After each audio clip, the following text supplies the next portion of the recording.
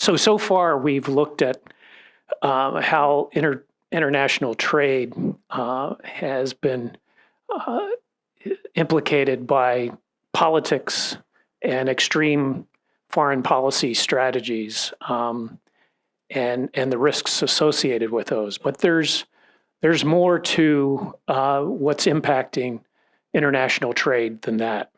Mounting threats from adversarial nation states, far-flung criminal groups require constant monitoring, assessment, and mitigation.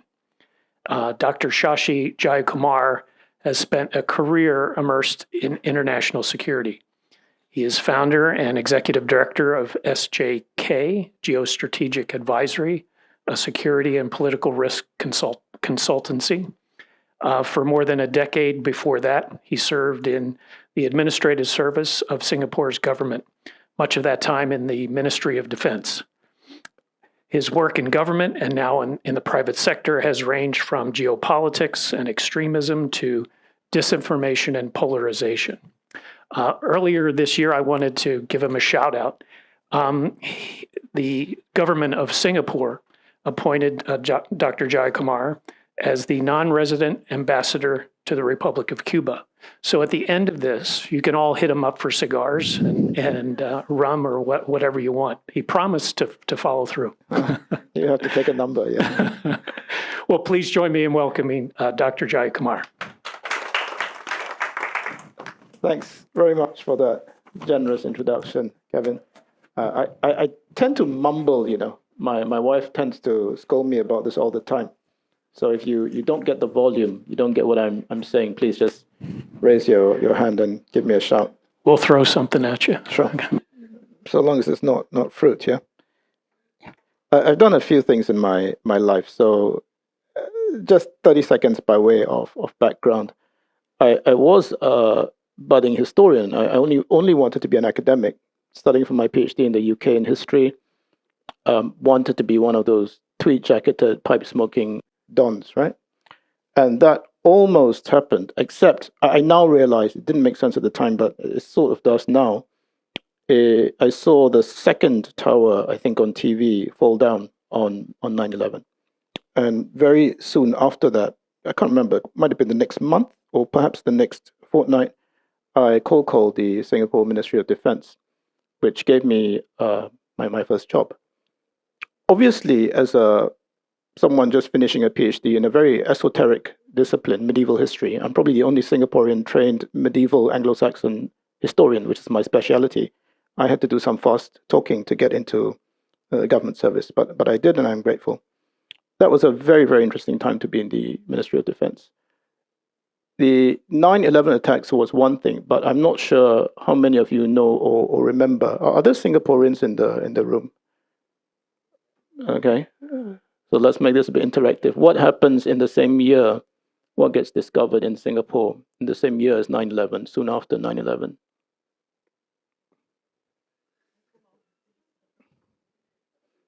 The JI, the Jamaah Islamiyah plot, JI being the key Al-Qaeda, which our Indonesian friends know well as well, our Malaysian friends know well as well, gets discovered in Singapore. They came, I think this tends to be forgotten. It was worth re-emphasizing. They came very, very close to creating a tragedy and havoc and a rent in communal harmony in Singapore. Singapore Muslims, not all Malay Muslims, but that's a separate issue, from the first batch were detained. And of course, these were the same guys in the Indonesian cell who did actually succeed in carrying out what they planned to carry out in the shape of the Bali 1 bombings, the Bali 2 bombings, the Jakarta Marriott bombings, and so on. Malaysia, they came close as well. In Singapore, they were interdicted for a variety of reasons, well, 3 reasons. One is one chap who was under surveillance, same year as 9/11, after the 9/11 attacks, fled to Afghanistan. He was caught by the Northern Alliance and interrogated. Information was shared with us. Second reason, and this is the most important, someone who knew things that were happening in the Singapore Malay Muslim community came forward with information that he shared with the authorities. There's a third reason, which I will come to in a second. But being in Ministry of Defense, being an analyst and later a section head doing various things, including in the so-called CT and counterterrorism beat, was very, very interesting. And to emphasize, because this tends to be forgotten, the Singapore group, which got caught, there were about 50 detentions of JI individuals over the next several years, and there's more than one batch of arrests. These were serious people. They were deadly determined in terms of what they wanted to do. The Singapore conception of CT, counter-terror, was very much like the conception that other nations had. We were kind of starting from scratch. And if you recall, this sort of vocabulary, which quickly came to be, lone wolves, homegrown terrorists, and so on and so forth, self-radicalized, that is very much an offshoot and an outcrop of the post 9/11 cottage industry in counter-terror and radicalization, which sprang up. A vocabulary was constructed on these issues. And from the Singapore point of view, I can tell you that we were really starting from scratch. And I think if you take one point away, it would be that the Singapore government realized that they could not do this on their own. And so very quickly, they had to do backrooms discussions with especially the Singapore Malay Muslim community. And that was very important. It tends to be forgotten. Why was it important? There was a sense of disbelief and denial in the Singapore Malay Muslim community that the JI were even Singapore Muslims, or that they were actually one of us, and so on. Some of the Singapore Malay Muslims actually felt that this is actually part of a government plot to discredit the Singapore Malay Muslim community. There were a lot of hard yards and hard discussions done by top civil servants, permanent secretaries, government officials to bring the community to understand that this was an issue that they had to take some ownership of.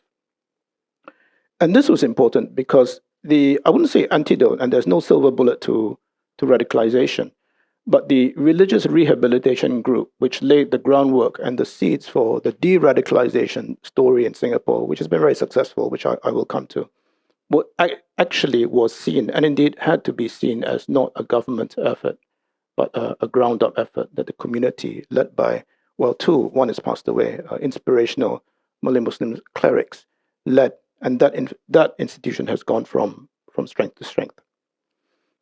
So here, just to make the point that in terms of Singapore's immediate post 9/11 national security perspectives, if you were to ask any government NatSec practitioner in the initial first few years, what is Singapore's national security strategy, its imperatives? The strategy has never been published, but in as much as it's been revealed and partly published, you're a journalist, so you can look this up. There's a seminal speech by our coordinating minister for National Security, Dr. Tony Tan, in Parliament. You can again look this up, 2004. It's made very, very clear. National security is about fighting terrorism. Of course, this is at the risk of seeming to be overly reductionist or simplifying things. So within the strategy, which again is an internal strategy, but I can share some with you, emphasis number one, we're fighting not just one group, but networks of terror. And therefore, it's very, very important for government to have a networked and coordinated approach. So it's at that time that you first have the coming into being of agencies which are meant to be platforms for sharing. And the reason is for CT in particular, not just Singapore, but worldwide, there's always a risk of stovepipes. That's number one. Interagency clearinghouses where you pave the way for information to be shared. And these start to become much more important in the years after 9/11. There's another plank which I should mention, and that's resilience. And resilience is very, very important. It's important now. But when resilience starts to come to the fore, roughly 2004, 2005, and new government agencies and think tanks are pressed into work to look at resilience, it's really Singapore looking at the experience of other nations which have suffered terror attacks and how they bounce back, particularly where there's the risk of a rent in communal harmony in multicultural or plural societies. And in particular, I don't know if you remember this, the terrible 7/7 tube, subway, and bus bombings in London in 2005. Singapore government agencies, not just the security ones, but the ones interested in society, cohesion, and culture, start to pay a lot of attention to that. Resilience is really at the heart of the terrorism response, not just arresting people. And I think that needs to be stressed. So, and I really think that at that point in time, the government's key concern was, and you can still hear them saying this, it's not a matter of if, but when. You've probably heard this before if you follow Singapore radicalization scene. But when that eventually happens, when one or two individuals actually get through, particularly if they're not that concerned about getting caught, what about the bounce back ability of society? I don't think I invented that word, but I think it's an apt description for the day after scenarios and how you put the delicate porcelain vase, if you use Lee Kuan Yew's analogy, back together again in a manner where nothing happened. So a lot of although if you believe Lee Kuan Yew, it can't be put together again. You can come back to that issue in a second. But if large numbers of one ethnic group are killed in a violent incident and the perpetrators are seen to be from the other, what do you do about it? And I really think of all government's preoccupations at the time for day after scenarios, that was actually really, really important. If you want the numbers, roughly, about 60 JI members were interdicted and placed under various orders for the Internal Security Act. The most serious order is the detention order, which technically allows government to detain you without trial. Don't try this at home, yeah? So it's a useful kind of relic left to us by the British. When the British went back, they got rid of it back home, but we kept it. Of course, the criticism is that, well, how about oversight? Now, there is, by the way, judicial oversight. That's another story. And the appellant can challenge the detention. But the point is to put you through a rehabilitative process, which I will come to in a second. And the success rate is actually very, very high. By my calculations, because government doesn't often release data, so you have to do your own calculations, success rates between 85 to 90%, 90%, meaning of all the JI detainees ever placed under DO detention order, about 90% are back free working, contributing members of Singapore society. What was the big cleavage? What changed? I think still in the Ministry of Defense at the time, 2007, individual by the name of Abdul Bashir. He went to a good school, actually meant to be the best school in Singapore. It's called Raffles. It's my school, actually. I didn't know him, don't get me wrong or anything. Found to be self-radicalized, plotting attacks, and very keen to go to an unnamed Middle Eastern country to wage jihad. So there was a lot of surprise in the Singapore security establishments at the time. And I say establishments because there's more than one agency involved. He was interdicted, he was brought back. Self-radicalized individuals tend to be harder to crack. About 100, just under, have been dealt with under various ISA orders. Of the two known recidivist cases, and Bashir was one, meaning they seemed to be back on the wagon, then they fell off again, and they backslided and had to be re-detained, right? Why exactly we can come to, but of the two known recidivist cases, both were self-radicalized cases, yeah?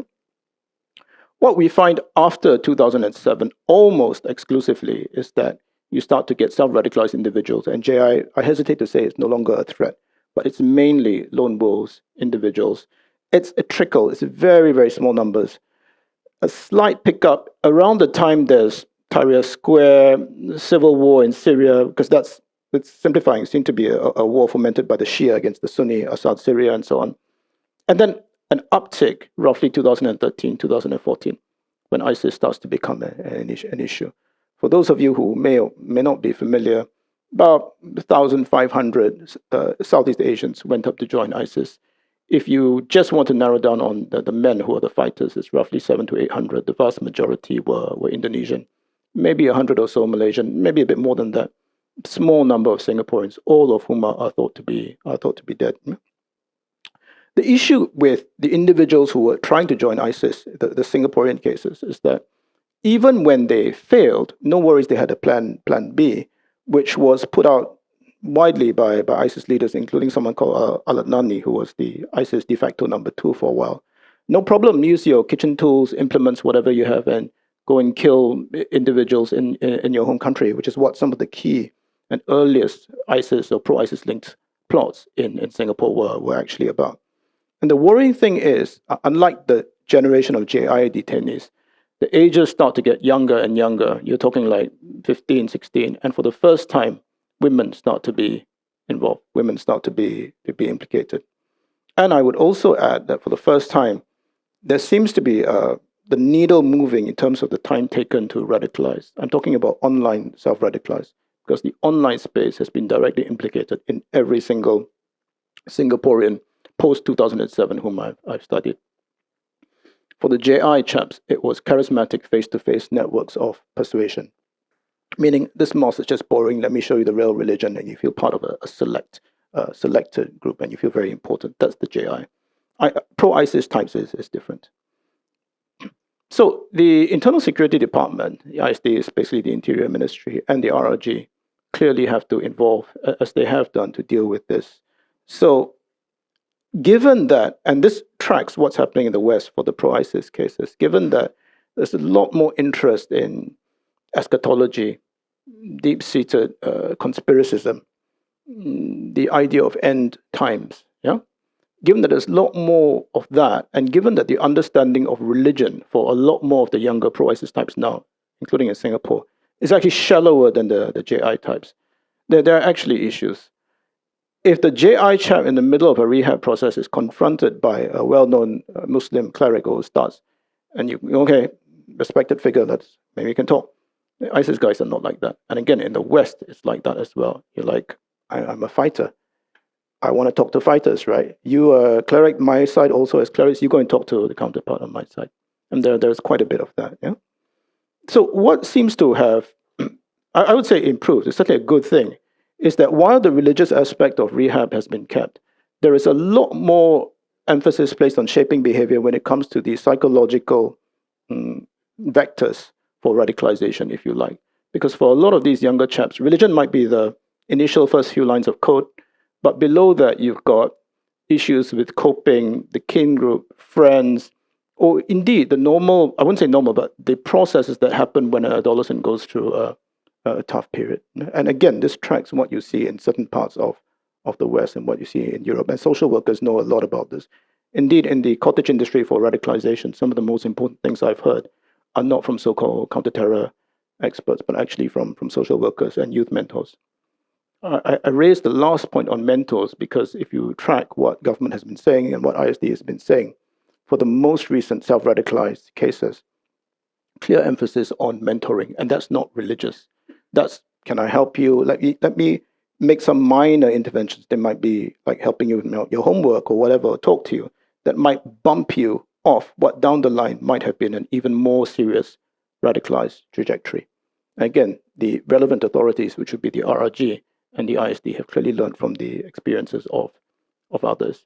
Not least given that for a couple of the most recent cases, there's a serious element not just of conspiracism, but gamification as well.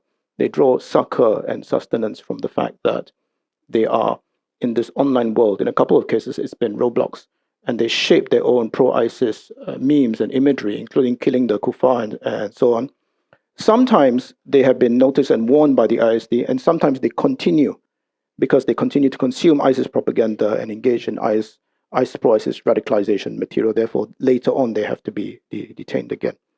For reasons which haven't been worked out, as I mentioned, de-radicalizing the so-called online self-radicalized is actually quite a bit harder, even with the psychological interventions that I am talking about. There is good work done besides by the ISD and besides by the RRG, by the aftercare group. These are people after you've let out to make who kind of meet you from time to time, or even when you're in detention, they make sure your kids have scholarships or that your wife is in gainful employment. And that's actually really, really important. Because if you're a detainee and the kuffar is the person who is detained you, Singaporean, Singapore government, Singapore Chinese or whatever, and you feel your family being treated really, really well, and they tell you this when they come in for their familial visits, that sets an important kind of thing going on in your mind. What exactly are you fighting for? Yeah. So for the radicalization, because I do want to move on to a couple of other things, including cyber, that I do want to talk about. But I want to stress that what I've described to you are probably the first two ages of the Singapore radicalization story, the pro-JI and then the pro-ISIS. That itself is changing. If you've seen or followed news reports or MHA, or Ministry of Home Affairs, press releases regarding the most recent radicalization stories, it's not actually pro-Islamist or pro-ISIS. It's pro-right-wing, actually. There have been 4 cases like this. One of the most important and interesting was Singaporean, but Indian, and also a Protestant, detained at the beginning of the pandemic, who idolized Brenton Tarrant, the New Zealand Christchurch mass murderer. In fact, all 4 have an affinity for Tarrant, and all 4 subscribe to sort of pro-right-wing Great Replacement theories. Something very, very odd is going on. I want to stress that the 4 are not mental cases. They are deadly serious about what they wanted to do. And in the first case, Singaporean Indian, he was going to do an exact imitation of the Brenton Tarrant attack, which is March 15th, against two mosques. The only difference is he couldn't get the guns, right? So he was trying to get machetes or something on the local app, which is called Carousel. And he was interdicted and stopped. For a couple of the other more recent right-wing chaps, very, very young, willing, Singaporean Chinese, willing and keen to go and fight overseas for the white people in a race war. Now, you have to think about this very, very seriously. How is it that the only documented pro-right-wing radicalization stories you see in Southeast Asia are actually Singaporean cases? Not reported in Malaysia, Indonesia, Thailand. Of course, the cultural context is quite different, but it's worth asking. Maybe you might have some answers. Maybe we can discuss this in the Q&A. From my point of view, we need to continue to learn from the paragons or exemplars of de-radicalization success stories.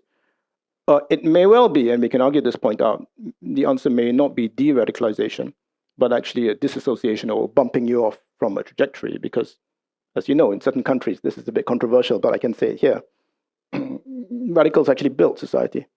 They felt that they were fighting for something. I'm not in any way excusing the pro-ISIS types or the pro-JI types, but one case whom I did study, his name was Wang, Singaporean, but naturalized, originally Chinese from China. Yeah? Had some personal difficulties, failed business, and he was interdicted when he was about to go to Kurdistan, actually northeast Syria, to fight against ISIS with Kurdish militia. Now, as you know, if you follow this, there have been hundreds of Westerners who've tried this. This chap Wang, if he had succeeded, would have been the first, not just Singaporean, but first ever Southeast Asian. It's worth asking the question, was he radicalized? He's been let out, right? But he was detained briefly. So the milieu I'm trying to sketch out for you as I end my part on terrorism is, in future, I'm not trying to scare you here, we are all radicalizable. We may well be confronted, and this is sort of happening in the West, by eco-accelerationists, Antifa types, incels, maybe not the incels, but some of the others are absolutely convinced that they are at the vanguard of doing something important, terribly important. And for the eco-types, maybe because they feel that the certain generations have failed them. And at the edges of those, you may well get people who think, you guys are not doing anything, therefore I have to rightly and rightfully take matters into my own hands, if necessary, including violence, because it's the last resort and I have to do it. And I think that's the future that we might be heading for, because trends here tend to track what's been happening in the West for some time already. And that's the direction that the West is going into. I'm going to switch tack here, and I'm mindful of time. I do want to leave time for Q&As, but when I finished my government career, I was trying to second myself out, which did actually happen. I was a government secondee to think tanks, the Center of Excellence for National Security, part of the major RSIS security think tank in Singapore. So the center I headed was the first, I think, to set up its own cyber program. This is 2015. And we began to work very closely immediately with the Singapore Cybersecurity Agency, which was also set up in 2015. They recently set up their own, they recently celebrated their 10-year anniversary.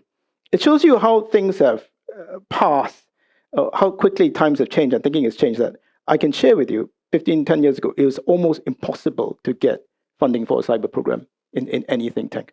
People just didn't really believe it was an issue. Anyway, things have changed. What changed in Singapore? I can only speculate here.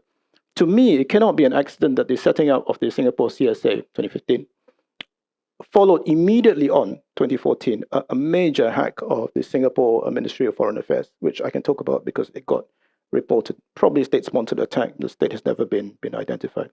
The CSA was an amalgamation of a technical department which formerly sat in the Ministry of Home Affairs and some others as well. Did that solve the problem? Well, not really. We were, if you follow the Singapore cyber scene, we were hit by even larger, more alarming cyber attacks, not least the 2018 IHIS Sing Health hack, where the data of 1.5 million Singaporeans was exfiltrated and accessed. Within that, the data of our Prime Minister, then PM Lee Hsien Loong, was repeatedly accessed in a manner where I suspect they wanted us to know and to find out. Yeah? So the cyber hacks have continued. By the sheer fact that Singapore is, I don't know what you want to call it, a big events venue, a locus, a beacon, a convening point for security-related discussions, you would have followed, I mean, you probably have followed the sensitive German defense call, which was intercepted probably by the Russians on the sidelines of the Singapore Air Show and leaked. This is a very interesting case, actually. You should look this up last year. So the cyber hacks have continued, partly because of the way in which Singapore is developing. It's a venue for international foreign discussions, Shangri-La, APEC discussions, ASEAN, and so on. The issue is that when, as a former government official, when one agency is set up and you think it's going to deal with the problem, every other government agency starts to think, fine, someone else is going to take care of it now, that's just great. And the problem is it's not quite like that. A CSA, and we work with them very closely for many years when I was in the think tank scene, will be the first to admit that many agencies have to have some skin in the game. CSA's, I printed this elsewhere, but CSA's CE is a very capable man, Chief Executive David Koh. Every time he says cybersecurity is a team sport, if I had $1 for every time he said this, I think I'll be retired somewhere in the Caribbean. Yeah. If you have a ransomware attack against you or your company, do you report or file an incident report with the CSA or the Singapore police? Any answers? People tend not to go to CSA, they tend to go to law enforcement. Yeah. And look, for example, I'm talking about collective responsibility again. Look, for example, at the SingHealth hack. Now, the report on that, a very thorough report, there was overseas expertise, top-tier talent was called in to write the report. It's 400 pages long. It's still online. You should read it because it reads like a thriller, basically. The SingHealth hack was actually not CSA's failure. It was the IHIS SingHealth CERT, Computer Emergency Response Team's failure to comprehend what was actually going on within their systems. And even when one person who was a bit more resourceful than the rest had some conception, some dawning realization of what was going on within the system, she had no capability of realizing the massive resources of a state. And I say it was a state because the public version of the report that was released says it was a state actor that was arrayed against SingHealth. So that state point is actually important because in the public version, and the public version of all the major hacks is always state actor, state-linked APT, advanced persistent threat, that's cyber vocabulary, right? And I want to dwell for like 30 seconds on this because this issue of attribution tends to hang over not so much terrorism, but cyber and disinformation as well. There are APT actors from the very big powers. For the SingHealth hack, we know which one it was, very well resourced, active in this part of the world, and active particularly in Singapore, targeting government-linked data, commercial data, and increasingly health data because some of the state-linked APTs work in coordination or consonance with criminal syndicates as well. And you know this if you pull through the technical reports issued by Mandiant and FireEye and so on. These are things which rarely get talked about, but there are APTs, and there are indeed Southeast Asian government-linked APTs, things that we never talk about, right? Active in this part of the world, including from states that we happen to be, in fact, usually from states that we happen to be on very friendly terms with. I want to pause here and let this sink in for a second because this is the great dichotomy between terrorism and cyber, two issues that I think you can hold that slide. You can go back to the first, yeah. You think about it, right? I gave you a couple of reasons why the JI plot was uncovered. That was a great turning fork in the road for Singapore history, actually. It tends to be under remarked. But the reason I held back, which I'll share with you now, is that information from a videotape, a surveillance videotape of a subway station here that was frequented by American servicemen. It was a casing video sent out for approval for the attack to Al-Qaeda HQ, discovered in the bombed out house of Mohammed Atef, a key Al-Qaeda lieutenant, found by the Americans and shared with us. So that's people helping us, right? Liaison service in analytical work, this kind of help often happens. Now, take that thought and hold it and look at cyber attacks. If a third party sees us being interdicted, about to be interdicted, or being cased, or inner systems being reconnoitered by another party, it might be hostile, might actually be very friendly. That third party, which ordinarily for the terror information might have shared stuff with us, may have good reasons not to be doing so in this case, because you never know, despite being friendly, why they may need this kind of access or information one day in some time to come. Yeah? So I think that's very important, the difference between terrorism and cyber, the kind of help that you might get. For terrorism, we can be tipped off, and we have been. For cyber, it's a bit more murky. Yeah. There is, before I move on to disinformation, which I think would be my last part, there is something which we have actually done very, very well, which tends to go rather unremarked. Well, two things. One is the nurturing of the cyber talent ecosystem, the next generation of our cyber defenders. You know, when I did national service, which used to be 2.5 years in Singapore, you went where you were told to go. So I was an infantry officer. Now, if you have a particular aptitude for cyber or the technical side, you can be drafted into that part of the cyber service, and you are co-opted, even as a national serviceman, into the cyber defense service. Yeah, and I think that's very, very important. So that's one. I have quite a lot of confidence in how our cyber defense is shaping up. I have an equal amount of confidence in something which tends not to be talked about, but I will here. That's Singapore upping its game when it tends to be trying to be a real player in the international norms discussion for cyber.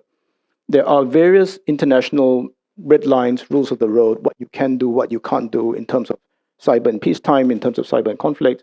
I won't bore you with it, but that tends to be a Western-dominated discussion. Singapore CSA at a certain point decided that Singapore needed to have some skin in the game. And part of it was a US, UK, maybe Japan-backed UN discussion, group of governmental experts. It's called the GGE. Singapore has made crucial contributions to that. When the GGE, because of big power machinations, seemed to be failing or failed in 2017 and 18, Singapore played a key role in making sure that the discussion came here during what became our Singapore International Cyber Week. All the ASEAN ministers for cyber gathered, responsible, and we issued, for the first time, any regional bloc had issued anything like this, an edict saying that we voluntarily agree to abide by the 12 or so GGE norms. So that's one. There's another also wending its way through the United Nations, that's the UN for you, which is kind of composed or comprising a rival bloc. The Soviets, the Chinese to some degree, why do I say Soviets? The Russians. This is a historian talking, yeah? So that Singapore also insists on playing a role. In fact, the president of the GGE process, who has been lauded for, I think, the neutrality with which he's conducted himself, is Burhan Ghaffur, who's Singapore's, among his other role, Singapore's ambassador to the United Nations. He's based in New York. Yeah. So that's cyber for you. A lot of work to be done. There will continue to be cyber hacks, but in certain things we are punching above our weight. I'll leave you with one thought on cyber, because it's also relevant to disinformation and to some degree terrorism as well. The CSA's chief executive, David Koh, and please watch him on YouTube or other fora. He gave a very good talk in Oxford recently at the Blavatnik School, and you should look this up. He keeps saying we need to assume breach. Assume breach. You know what that means? Imagine or assume we are in a compromised environment where the adversary is already in your systems.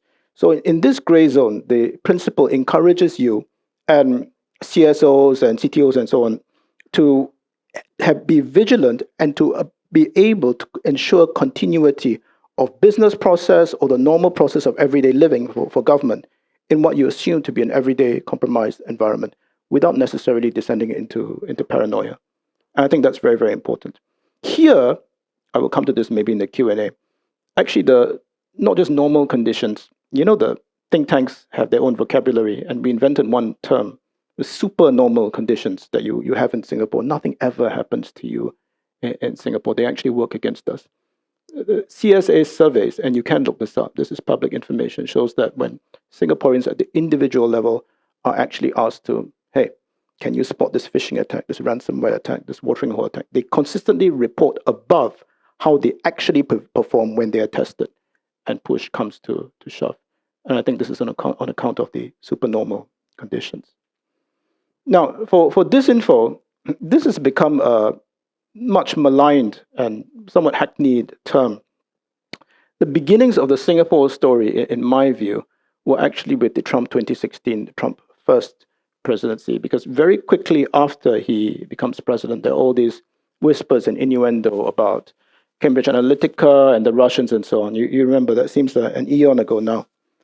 I've just got back from one last week major conference which talks about these things, asymmetric warfare or disinfo, whatever you want to call it, in Riga, where the NATO Center of Excellence, COE for Stratcom, Strategic Communications has its annual shindig, and I was asked to talk about the Singapore experience. Yeah, and I wanted to because we all know about disinfo and Russian attempts to influence Brexit and the power of Russian malign operations, let's say, in its former Eastern Bloc and so on. But for obvious and perhaps understandable reasons, the Singapore or the Global South or the Southeast Asian situation for disinformation doesn't get talked about so much. So to go back to the background, there was a major dawning realization that this could be a vector by which other malign powers could kind of intercede or intrude within the Singapore body politic and potentially peel off one ethnicity or one group using, let's say, civilizational calls or so on and so forth, and undermine all the good work in terms of cohesion, nation building, which had been done by the first and second generation of Singapore leaders. There was a major parliamentary select committee on malicious online falsehoods in February and March 2018. The key videos are actually online on YouTube. You can find this. And the eventual report, again, 400 pages long. I don't know why we really should have executive summaries, but luckily, if you look, there is an executive summary for this one. I will summarize some of the discussions for you. It was a wake-up call because lots of us from think tanks testified. My own oral testimony and written testimony is online. You can find it. But that wasn't the seminal moment. The seminal moment was actually when Facebook in particular, came before the select committee, and they said, this shows you how things have changed. They said, content is none of our business. We're an innocent platform, an intermediary, and we're not going to take responsibility for this. It's very, very important because I think this set the seal on government thinking that the platforms, to put it bluntly or crudely, were not to be trusted. So the eventual passage of the POFMA, the Protection Against Online Falsehoods and Manipulations Act, Singapore's fake news law, can be directly traced to that exchange. Simon Milner, the Facebook Asia Pacific head, versus Minister Shanmugam, the Law and Home Affairs Minister, is on YouTube. It's well worth watching. Yeah. But very quickly we realized that, and there have been takedown orders issued, as you know, as a result of the POFMA. Yeah? But very quickly we realized that actually fake news disinformation is just part of it. There's actually other things going on linked to hostile influence and information campaigns. So there's another law that comes to pass in 2019, which is the Foreign Interference Countermeasures Act. So it's the Foreign Interference Law. Yeah? And I think this is timely. The law has been used. You look at what happened with I think this is quite seminal, the completely illegal invasion of Ukraine by the Russians. And Singapore takes this quite, in my view, principled, the only ASEAN country to sanction Russian interests and to say something quite strongly at the UN. But very quickly, I think this becomes a wake-up call for Singapore government. It becomes clear that wide swathes of the population don't necessarily agree with the call that Singapore has taken. They might give lip service to it, but amongst certain groups and certain demographics, there's a sense that why are we getting involved? You, meaning government, keep saying that we are a small country. You, government, keep saying that we should be neutral, although that's never been said. So why are we inviting retaliation in this manner? Yeah. So number one, there's stuff actually happening on the side, foreign-linked or foreign-owned accounts, mainly TikTok, but there are others as well, disseminated content. Those of you who are Singaporeans might remember this, mocking puny Singapore, daring to stand up to the force of Putin's might. And of course, the pro-Russian sentiment was stronger in our Muslim neighbors for reasons of history, culture, anti-colonial sentiment, liking for the strong leader, the dictator, if you like. This is history, yeah?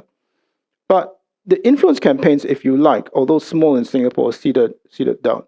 And the one takeaway where Singapore government, I think, was really forced to act, for the first time, in my view, they realized that strategic level communications of foreign policy calls can no longer be an elite preserve.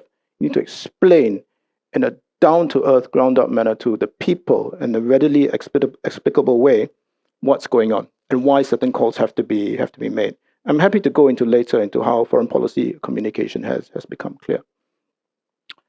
The principle of non-attribution, which I said I will come back to, I want to come back to it here, because if you look at the final report of the parliamentary committee I mentioned, and I did my homework, so I counted the number of times Russia appears in that PDF. You want to guess how many times? 38 times. How many times does China appear in that report? Anyone want to guess? 0.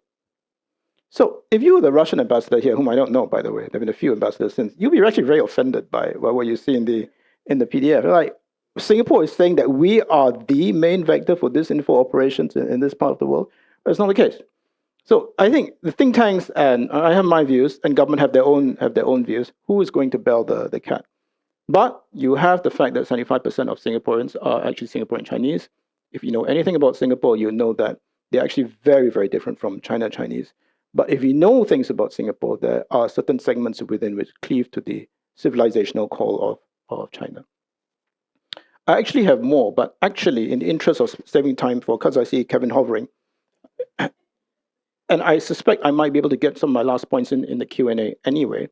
So why don't we slip to the last slide, and I'll try to explain some of what's going on in my thinking. And I apologize for the very small font. And this is part of a project which I was doing for another institution.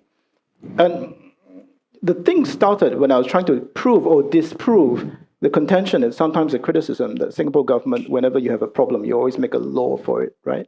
So what I can see on my right are laws, right? And it says counter at the top, counter disinformation, anti-polarization efforts. But actually, some of it on the furthest right is linked more to the extremism side, right? You've got the restriction orders, the detention orders, and all that.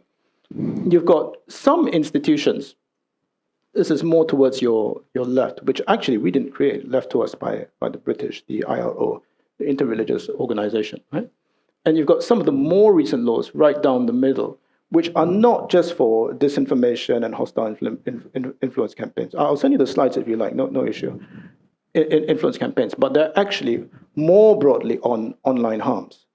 Online harms and the effect that they have on the resilience of society, even if it's organic harms, even if it's not a fomented disinfo campaign.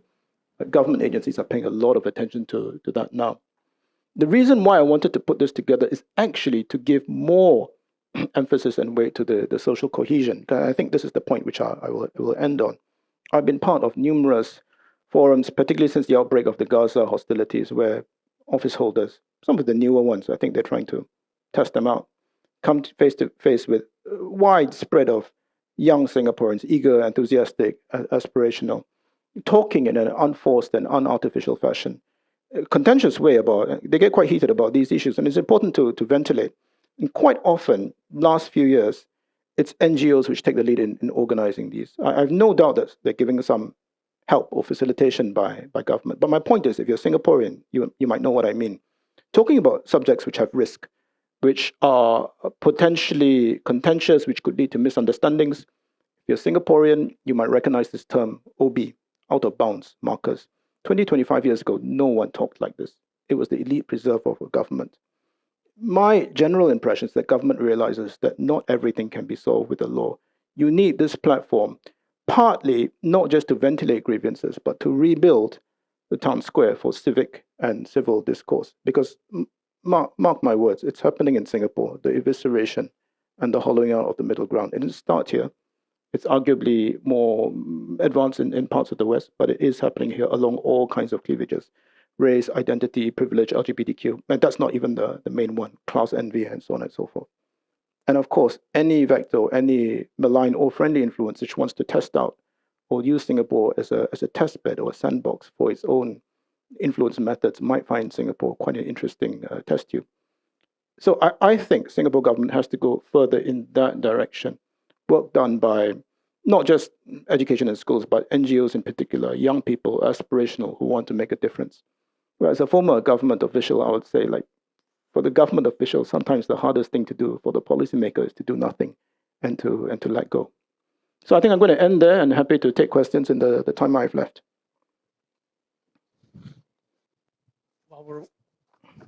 While we're waiting for some hands, I have a question because it's been a big struggle in the U.S. It's been a big struggle in the U.S. since 9/11, and that is to convince the institutions that support the economy, whether it be in the U.S. or the global economy, to partner with law enforcement, federal, international, whatever, and not being viewed as a weakness. that either their systems have been breached, there's been theft of material that obviously they didn't want to be public. So I wondered what your sense is globally on institutions and their willingness to be partners in the effort that you described. By law, I'm not sure whether this is your question, under the Broadcast Act, Criminal Procedure Code, and I'm not even a lawyer, and parts of the FICA, the Foreign Interference Bill, which has two parts. One is a register to register politically significant individuals, but the other is the part which can compel the platforms, in particular the social media platforms, to surrender technical information. POFMA has certain provisions like that as well. When, in an anticipatory sense, there's the sense that a hostile information campaign might be about to get underway. So the provisions are actually there, and they have actually been used. Yeah. Actually, to reverse your question, I was going to say this just now. I'm actually alarmed by the volte-face on the part of the social media platforms in the United States, where they've agreed, I think, to abandon large parts of their content moderation efforts. I think, just bowing to Trump, American friends in the room may have a different point of view. And I've not reached out to my contacts in Facebook or indeed the Information Ministry, MDDI. What is the state of play in the backrooms discussion now? Because the Singapore government has encouraged and worked with the major platforms, TikTok, Facebook in particular, when it comes to content moderation, because this helps the takedown efforts when needed, right? If the content moderation abandonment is expanded to the Global South or Singapore, where Singapore is not just a node, it's the Asia Pac HQ for many of these outfits, what does that mean? In particular, when we've just had an election, as you know, in Singapore, where the government acknowledged that there were foreign influence campaigns. So does that mean a stepping up of the takedown, or does that mean more laws with a sharper teeth to compel cooperation from the social media platforms? That part is a bit opaque now. I think it's still in the process of working itself out. The well-resourced APT actors, there's a clear introduction of AI, including deepfakes, yeah? Because the ones who are trying to undermine Singapore use a panoply in their toolkit. They may use cyber attacks, they may use disinformation, they may use deepfakes, or they may use, as you may have seen recently, although I think this is a criminal syndicate, our Prime Minister Lawrence Wong deepfaked, yeah? Or indeed, previously, our senior minister, at that time PM, deepfaked for a variety of reasons, saying things he did not say, or peddling products, which of course he was not peddling. But there's also been a democratization of the ability to use AI with Gen AI tools, yeah? Where, if you ask me, the democratization has actually meant that people who don't actually need a great deal of technical ability will, either now or in the not too distant future, be able to use AI for phishing attacks, to automate at scale disinformation campaigns, or for any other kind of nefarious purposes. And the same might be said about criminal syndicates as well. Now, on the defense side, for some reason, for the cyber side and the disinformation side, defense side AI is always helping, but we always seem to be playing catch up. I spoke at this a little bit at Riga, where the government agencies responsible for STRATCOMs, strategic communications, and there's more than one, have done a lot of major strides, largely unadvertised, when it comes to using AI tools. And they use a combination, they're trying out various things of AI tools to summarize news reports, and in crisis situations, meaning simulations of crisis situations, using AI tools to put out the initial first cut of what might be a press release, and so on and so forth. Yeah. So it's still a space which needs to be watched. In my view, what is actually lacking to some degree, or badly needed, is, besides the social studies and citizenship and character education that you have in Singapore schools, which is already better than it was in my time, some sense of the ethical implications beyond social and cyber media hygiene that's already to some degree taught in schools. Some sense of what's okay and what's not okay in schools, the early interventions, is going to be very, very important when it comes to the ethical use of AI. It's a very interesting press report you might have seen. It came out yesterday regarding one of the leading universities, Nanyang, and on the facts of what was reported, the two students who were implicated, and they got a failing mark for this particular assignment because they had been warned, full stop, no Gen AI is going to help your project. And already the fact that, per the reports, look, they came up with completely fictitious references. It's a clear sign, right? It's a bleeding sign of, and they're still trying to argue their way out in a very, very convincing way. And it strikes me reading the reports, they're absolutely convinced that they did nothing wrong at all. So that's what I mean by some early interventions regarding the ethical implications. There is a right and there is a wrong when it comes to the use of AI. Kimberly from Wall Street Journal. I just wanted to ask, could you elaborate a bit more about the issue of attribution that you mentioned, like the lack of attribution, and whether AI has made the problem worse? AI is no, I'm not a technical person, right? Attribution is a technical issue, but it's also a policy issue. I get the strong sense that for some of the major incidents, both the disinformation, hostile information campaigns, and the cyber hacks, in particular the SingHealth IHIS hacks, we actually knew who was responsible. But if the responsible power is a large state, which we are ostensibly on very, very friendly terms with, if you know the history, that power may well have had reasons for wanting to teach us a lesson at that particular point in time, but that's a separate issue, right? So why would you do that? Why would Singapore want to do it? Now, there's a whole academic and rather too theoretical academic literature which is developed on tacit or discrete signaling behind the scenes, where you make your cyber points in a behind the scenes manner, meaning, haha, we know what you did, don't do it again. Okay, fine. Yeah, that's a very well developed scene. But and this comes up in Riga and in the Western disinformation hybrid threat forums that I attend from time to time. They're like, you're Singapore, you will never call out the Chinese or this or that. And it's actually a source of consternation and concern from some of our Western friends, right? They don't realize that we're actually caught in a very, very difficult place. And I hesitate to say that there's Western hypocrisy involved, but disinformation and cyber threats, everyone's doing it. I mean, one of the most interesting, although not very well remarked, disinformation campaigns, which press, can't remember whether it was Wall Street Journal, has shown emanated from the Pentagon during the height of the COVID-19 pandemic, which is aimed at thoroughly discrediting the China Sinovac vaccine, particularly in the Philippines. Was it Reuters? I apologize. Which I found convincing, and to my mind, the only part which is left open-ended, but I found it convincing, was actually this is a disinformation campaign which could and may actually have led to deaths, at least in the Philippines. Everyone's doing it. Yeah. Okay. Frank from Thai PBS. Two questions here. As you are the security expert, just want to understand, are you concerned over the proliferation of new wave of terrorism following Israel-Iran conflicts, followed by, of course, US step in? Second question, regional focus. Do you think ASEAN countries have done enough to do this topic as counterterrorism, disinformation? Do you think they've done enough? Is there any all efforts put together to counter that? Yeah, I'm being asked about the Iran question a lot. There is a Shia form of jihad. We should be aware of this. And beyond that, the Iranian use of proxies, in particular Hezbollah, is not confined to the Middle East or indeed the Gulf. If you know the history, any Thais in the room, Thai journalists? No? Oh, sorry, you are Thai.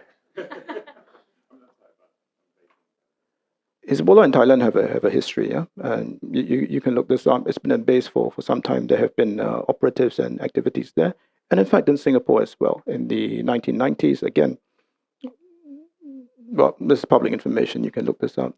Singapore and the southernmost part of Malaysia, Johor, were used as a surveillance location with the ultimate possible objective of hitting U.S. naval assets then based in Singapore.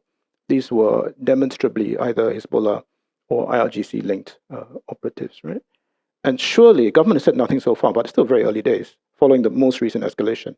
Surely it must be a concern that Iran, having had its major proxies to some degree emasculated, at least close to home, unable to take direct retaliatory action in that part of the world, might choose to mobilize or operationalize some of its relict or leftover assets, if it has any, in this part of the world. And as I said, Singapore and Thailand have a history with this.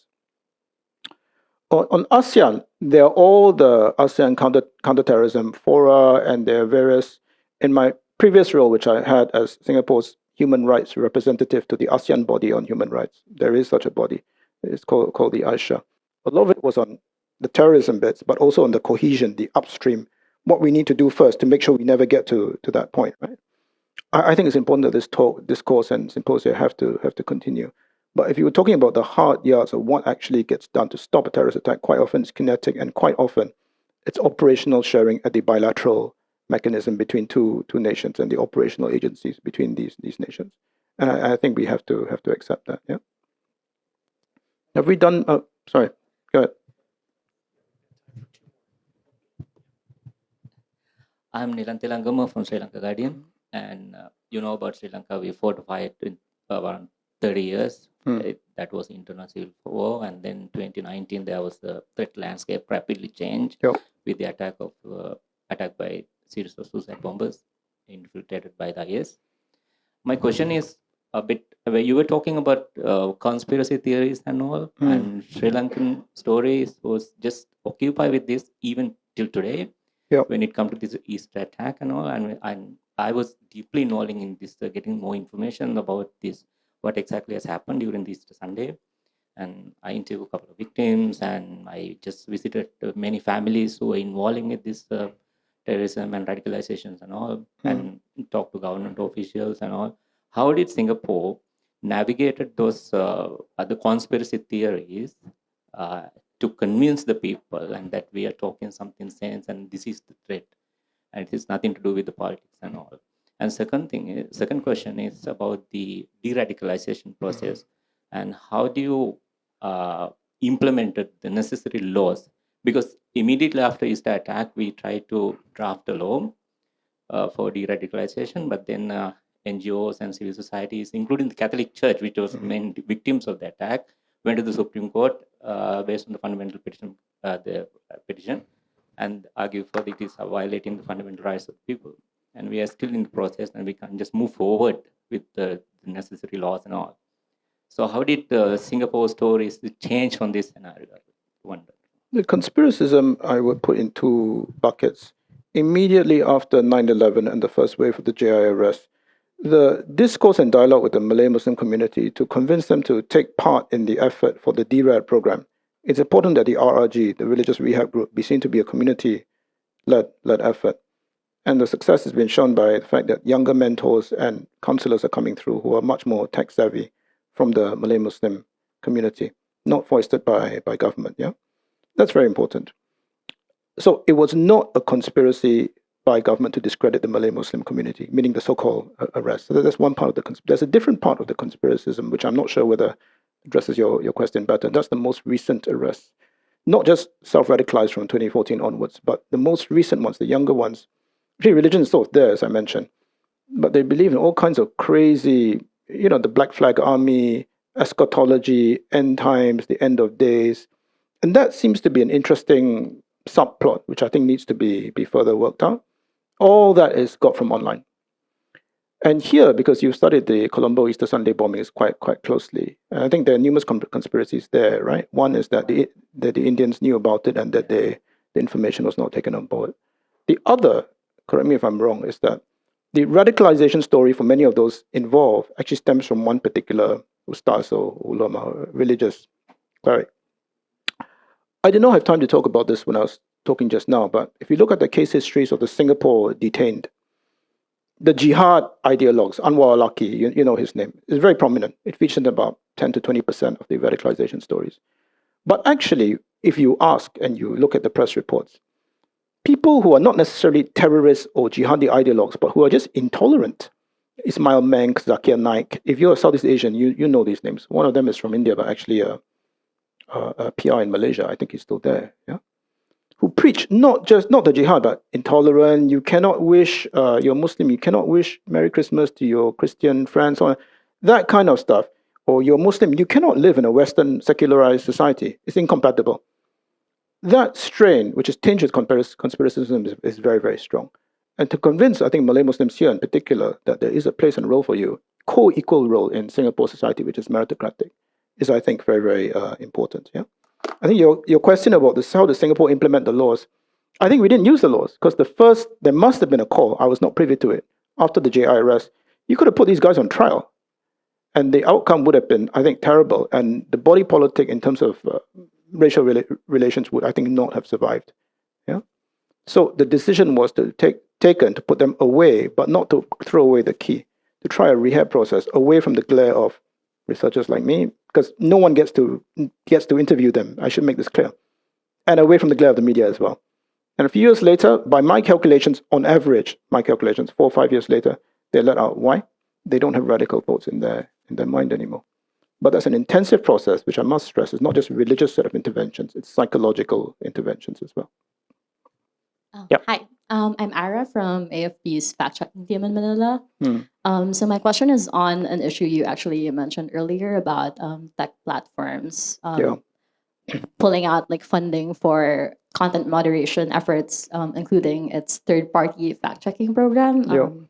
It has done this in the US, and well, as a journalist from like here in this region, I think like there's a general sense that for us fact checkers here, we're in a far more like vulnerable state than our counterparts in the EU because they actually have their governments legislating laws that directly pressure platforms to keep these efforts up. I'm not very familiar with these laws that we noted before, but could you tell me about the efforts of the Singaporean government before, or maybe like what's the general sense now of like how to keep these platforms, to keep these programs in these platforms? I think you mentioned earlier that it's a bit opaque now, the direction that we're going, but maybe like could you shed a light on like what has been done in the past about this?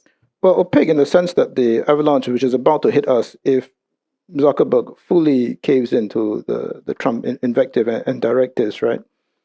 And whether that's taken away, the fact-checking effort and the wider community notes or whatever you want to call it in Southeast Asia, I think that would be disastrous.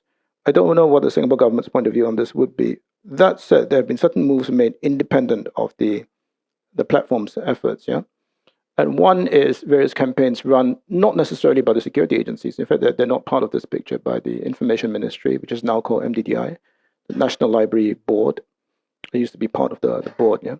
Various campaigns. One of them is called Sure Not campaigns, kind of like a fact-checking campaign where you can go and ask it anything. You just heard this news. Is this right? Is this wrong? That's one. Then you've got various community and really community-led initiatives. Some of them operate out of WhatsApp. You know, it's undergraduates started it as a sort of a side project when they were doing coding or whatever. And the fact-checking and the volunteerism is wholly ground sourced. Yeah? No astroturfing there. And later on, people try to, when the undergraduates like graduate, they lose interest in others to try to take this up.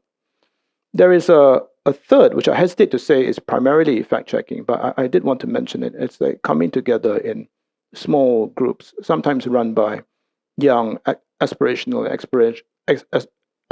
people. And I mention this because this would never have happened in my time when I was just too apathetic, like many in my generation. And this, I'm not trying to sugarcoat this, but these kinds of gatherings where sometimes there might be a politician in the room, sometimes not, but they're talking through issues which are very, very contentious, like Gaza, other issues as well. It's not fact-checking, and not sugarcoating. People leave the room not necessarily agreeing, but a process has been started in play, if you know what I mean, if you know the literature on bridging capital and bonding capital, especially important in plural societies. This person has views which seem rational, but they're directly opposed to mine. So a process has started in play where you leave the room, not necessarily agreeing, but the process has started. So if you track back to what I said earlier in my remarks about building back the broad middle, I think that's going to be a very, very important component and complementary to the fact-checking side. Of course, experimentally within the universities funded by government, there are various efforts also AI-inflected, which are AI-powered fact-checking tools. Many of these are in the process of being rolled out. Many of these government already internally uses them to do the first cut of what an analyst would formerly have done. Well, once again, the clock has beat us to the finish line. Unless there is one quick one. Anybody? Okay. And I promised Shashi we would keep it to an hour, and we're doing the best we can on that. And I also wanted to let you know that I took some photos, so your wife really does know where you are Okay, today. great. I have to show my family members. I actually was, yeah. But please join me in thanking Shashi for sharing his time and knowledge with us. Thank you.